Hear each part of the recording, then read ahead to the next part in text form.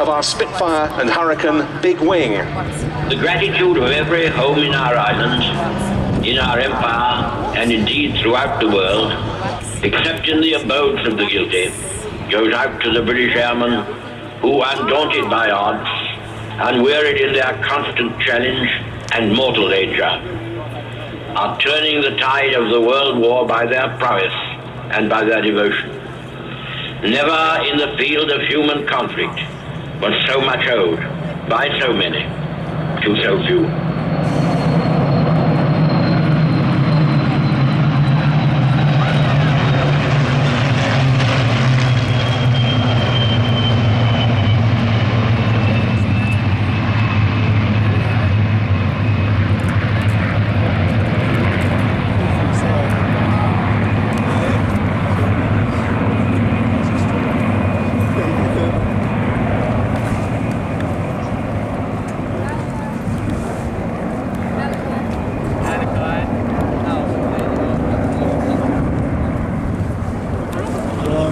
Comes.